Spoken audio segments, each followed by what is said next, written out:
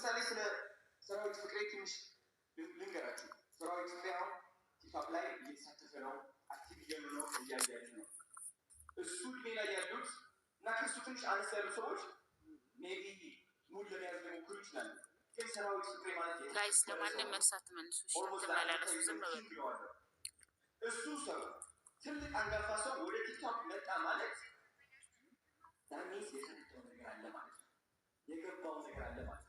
ይህን ነው ማስረዳት የመጣው ወደዚህ ቲክቶክ አካዳሚ ማለት ዝም ብሎ መደነስ ብቻ ለሚፈልጉ መስራት ብቻ ለሚፈልጉ እነሱን ለማሰልጠን ሳይሆን አሁን እየመጣ ያለው አዲስ ኢኮኖሚ አሸናፊ ልትሆኑ እፈልጋለሁ። ምክንያቱም እያሸነፈ ነው። እንግዲህ እንደምታውቁት አለባበሱ ሲታፋት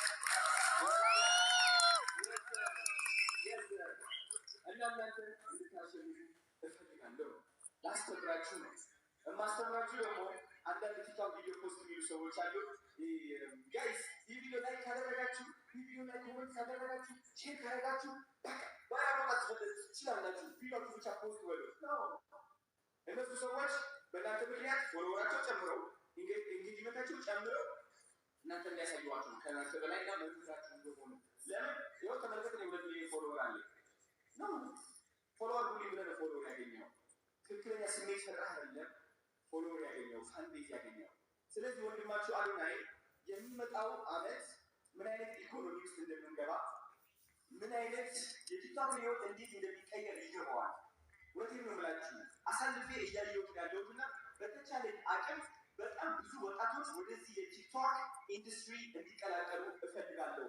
ልንገራችሁ ከመሀላችን እንግዲህ ቶማስ አለ። ቶማስ አይሎ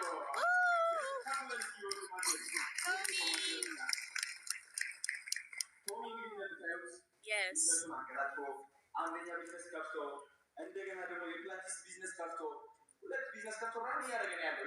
የሰው ተረባ የሰው ስልክ ያቆመው ይመስላችኋል? ቲክቶክ ኦልሬዲ በደንብ አድርጎ እሱን እየቀለበው ነው፣ ቤተሰቦቹን እየቀለበ ነው። ከዛ አልፎ የሌላ ከሷ እሱ ልጁ የነኩ ሰዎችን መቀለብ የሚችል ሰው ነው። ረዳችሁ?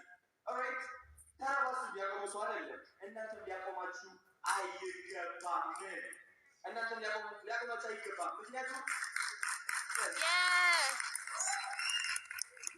እየመጣ ያለው በረከት ቀላል አይደለም።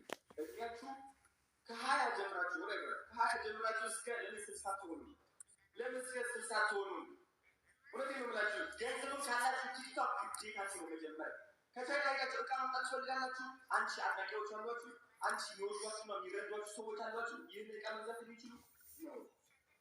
ቢዝነሳችሁ በቲክቶክ ነው።